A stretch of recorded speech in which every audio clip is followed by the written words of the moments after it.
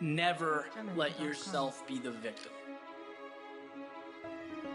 If I could go back in time and have a conversation with my 8 to 10-year-old self, that would be the message I would give.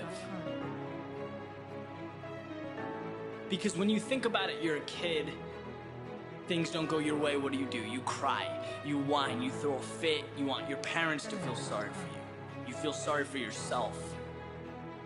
It's how you deal with things at that age. And then you grow up, but you don't necessarily shed that habit, that mentality.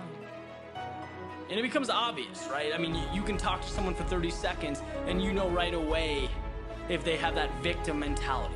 The world's falling down, they're tired, they have so much to do, they're so busy, X, Y, and Z.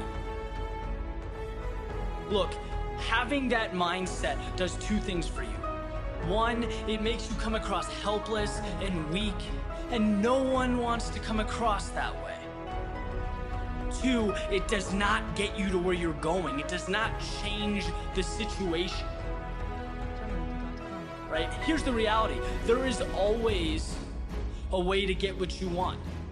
There is always a way to position yourself to move away from what you don't want. You can quite literally become what you want to become, but you cannot look at life like it's this problem, like it's against you. The ball is in your court. You know, it wasn't that long ago, 2-3 years ago, that I was not the happiest guy in the world, right? Did not like what I was doing, did not like how I was spending my time, was not energized, was not passionate about very much. But the time came where I didn't want to live like that. I had a conversation with myself. I stopped being the victim, I stopped complaining, and I asked myself, dude, what do you want? What is your purpose? What is your goal? Who do you want to become? And I literally made the decision and walked away a different person. And the things around me changed, my life changed, because I made a decision to never be the victim again, to get what I want. I became the author of my own story. And you realize just how simple it is to transform your situation. Not easy, right? And it takes time. But there's always a way to get from point A to point B. And this separates the world into two kinds of people. People who look at how things are, who accept reality as truth, who complain, and people who look at what can be, who make the most of any situation, look at life as if it's clay, to be molded, to be shaped. It seems funny to me, knowing what I do now, that I went through any of my life like a hamster on a wheel.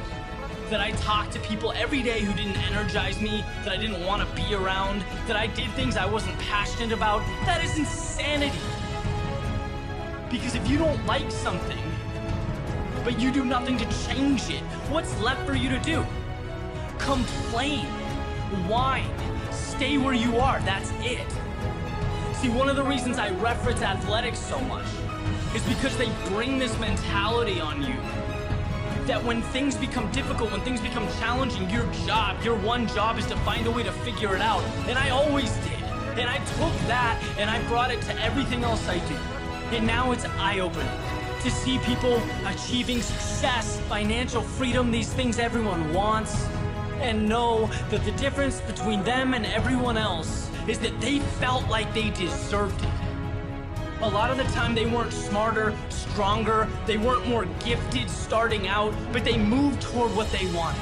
They didn't cry or groan about the problems, they didn't look for sympathy. Those at the top of the mountain are not victims. They would never let themselves be victims. It's about the other side, the opportunity. Getting from where you are to what you want.